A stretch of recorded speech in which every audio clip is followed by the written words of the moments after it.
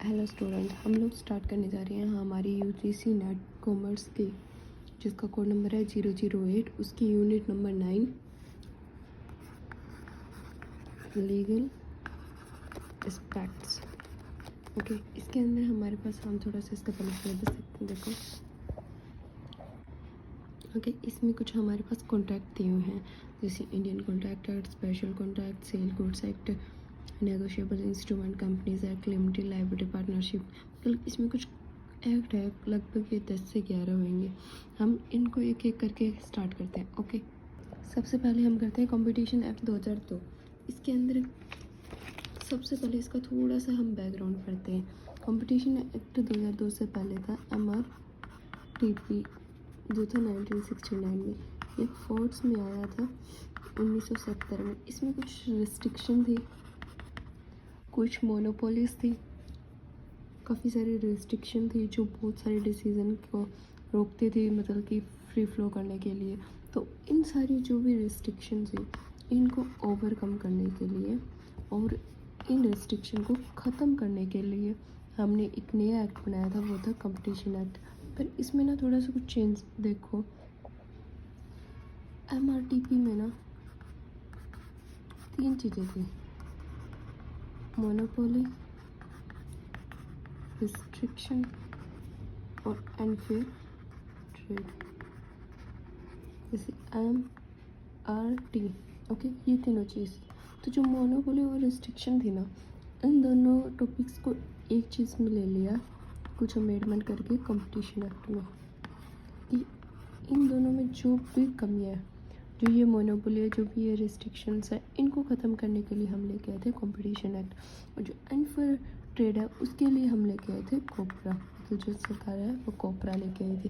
तो अब हम हमारा पढ़ते हैं कंपटीशन एक्ट।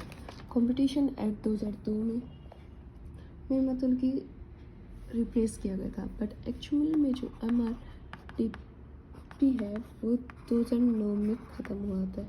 तो उसी की वजह से जो कंपटीशन एक्ट है वो 1 सितंबर 2009 को फोर्स में आया था। इससे पहले मतलब कि एक्ट 2002 में बन गया था, बट ये फोर्स में आया था 2009 की सितंबर में।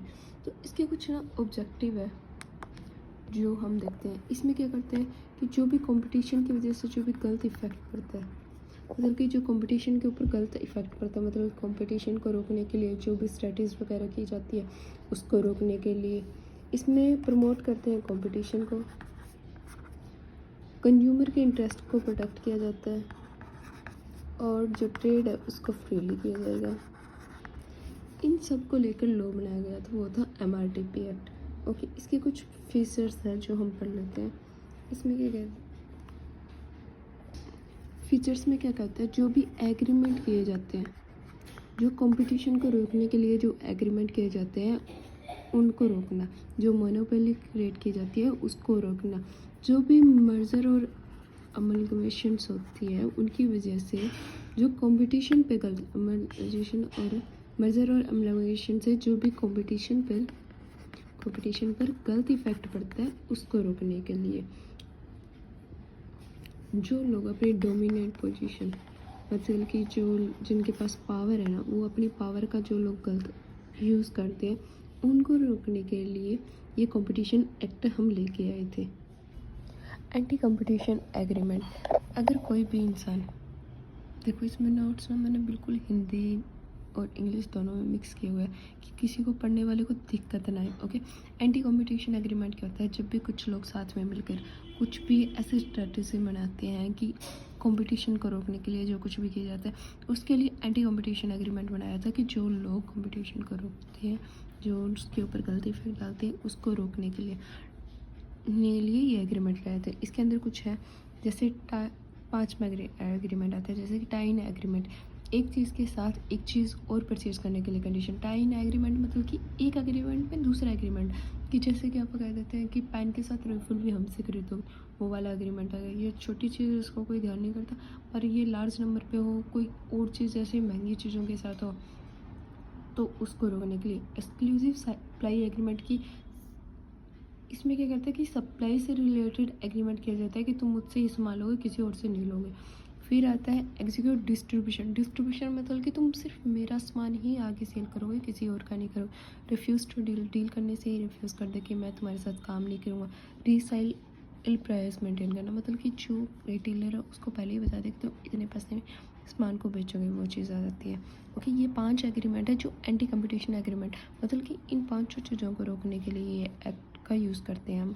फिर आता है बिड रेटिंग। इसमें क्या होता है, कुछ लोग कहते हैं एक बंदे को कॉन्ट्रैक्ट दिलाने के खुद की जो बिड लगाते हैं, मतलब जो बड़े बड़े ऑप्शंस होते हैं, कोई प्रोजेक्ट होता है ना, उनके लिए बिड्स लगती होती है कि कौन सबसे कम करेगा उसको प्रोजेक्ट मिलेगा। तो उसी अकॉर्डिंग तो लोग क्या करते हैं कि एक बंदे को डिसाइड कर लेते हैं कि इस बार कॉन्ट्रैक्ट इसे दिलाना है, वो चीज़। एंटी एग्रीमेंट के बाद में आते हैं अब्यूज़ डोमिनेट पोजीशन। इसमें क्या करते हैं कि जिसके पास पावर होते हैं वो अपने पावर का यूज़ करके या तो मार्केट डिसाइड करता रहता है, मार्केट का जो प्राइस होता है कि रीसेल करने के लिए जो प्राइस है वो डिसाइड कर लेता है अपनी अपनी पावर का यूज़ करके। जैसे कि देखो मैंने इसमें लिखा भी अपनी पोजीशन का यूज़ करके परचेज और सेलिंग पर कंडीशन लगाना, उनका प्राइस डिसाइड करना, या फिर प्रोडक्शन पर लिमिट लगाना, कोई टेक्नोलॉजी डेवलपमेंट पर लिमिट्स लगाना, मार्केट को असेस करने से रोकना, खुद की पोजीशन का यूज़ करके दूसरी मार्केट में घुसना जिसमें कोई उसका लेना देना भी नहीं है, ये सारी चीज़ें।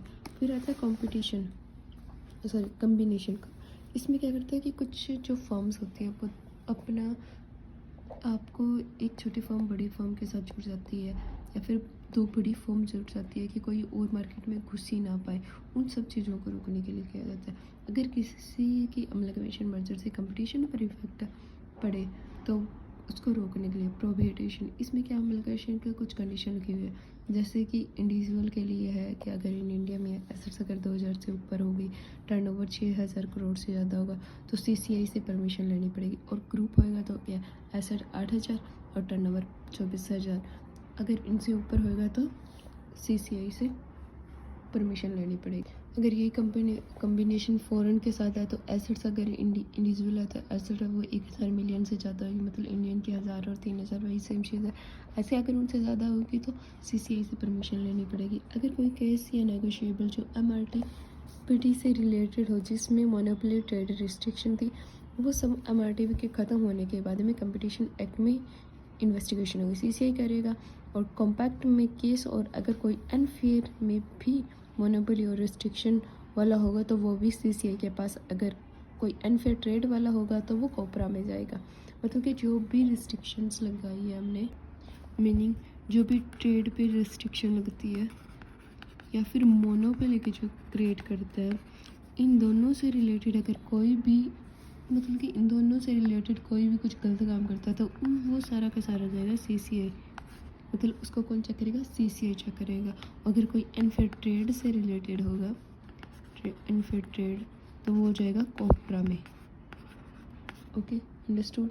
जो अनफेयर ट्रेड से रिलेटेड होगा वो जाएगा कोपरा में, और जो मोनोपोली रिस्ट्रिक्शन, ट्रेड पे जो रिस्ट्रिक्शंस लगती है, कोई अपनी पोजीशन का गलत यूज़ करता है या फिर कोई एग्रीमेंट करता है जिससे कंपटीशन पे गलत इफेक्ट पड़ता है, तो वो सारा के सारा इन्वेस्टिगेट करेगा सीसीआई। अब देखो रेगुलेशन है सीसीआई में। रेगुलेशन क्या है कि अगर कोई कंपनी अमलगमेशन करना चाहती है, मतलब किसी और के साथ जुड़ना चाहती है, तो वो जिस दिन वो डिसाइड करती है या फिर जिस दिन बोर्ड से उसने अप्रूवल ली उस दिन से लेके 30 दिन के अंदर 30 दिन में उसे सीसीआई को एक नोटिस देना होगा, सीसीआई को नोटिस देना होगा। और सीसीआई उस नोटिस का 210 दिन के अंदर रिप्लाई करेगा। अगर रिप्लाई नहीं आता, नोट रिप्लाई, तो अप्रूवल मानते हैं। अगर रिप्लाई नहीं किया तो हम अप्रूवल मानेंगे।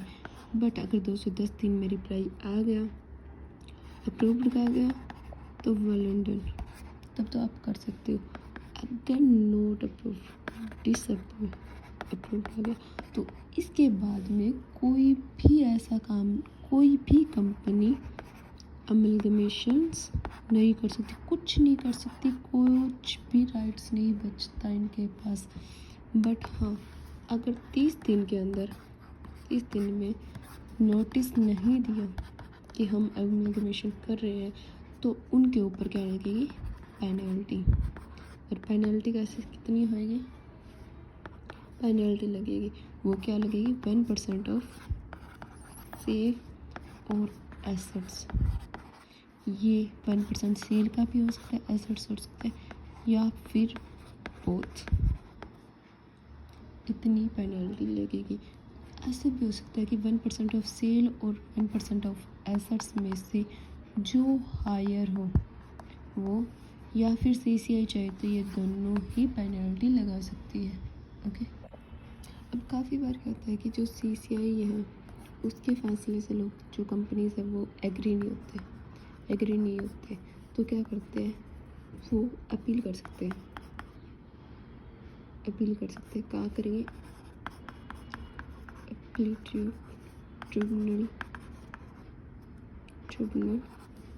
कॉम्पैक्ट में। और वो अपील कब कर सकते हैं? जब कोई कंपनी या फिर जिस पार्टी के साथ भी CCI ने कोई भी ऑर्डर पास किया, अगर कोई उससे सहमत नहीं है तो वो कॉम्पैक्ट में जाके अपील कर सकते हैं इसको। अब ये कॉम्पैक्ट क्या है?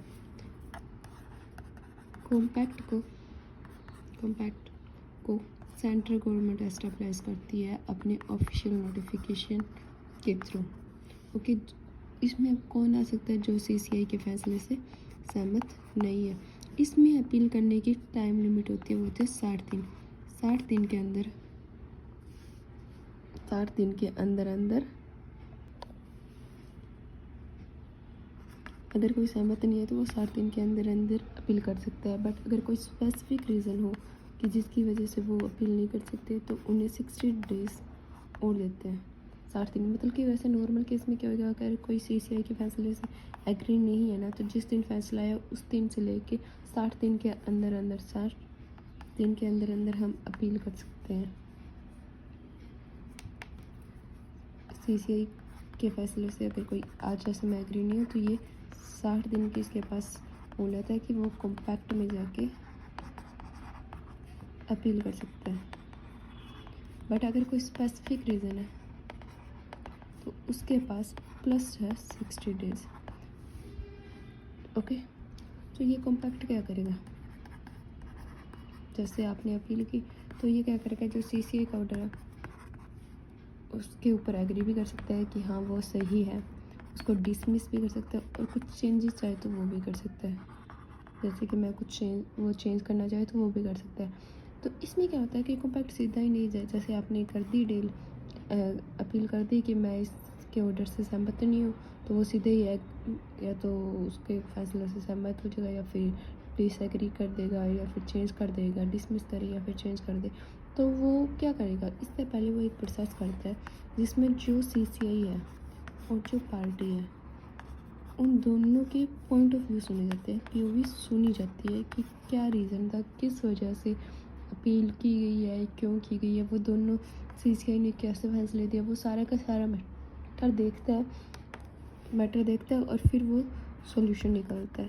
बट इसमें ना एक प्लस पॉइंट ये होता है कि ये जो कोर्ट के अंदर अपील करते हैं इसका सॉल्यूशन है ना, कि वो जो भी रिज़ल्ट निकलता है, जो कॉम्पैक्ट मतलब कि जो कॉम्पैक्ट अपना फैसला सुनाता है, वो 6 महीने के अंदर केस को सॉल्व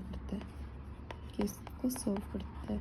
या तो वो एग्री कर देगा कि हाँ मैं भी सहमत हूँ जो CCI ने ऑर्डर दिया, या फिर डिसमिस कर देगा, या फिर कुछ चेंजेस कर देगा। That's all about the competition act 2002 according to me.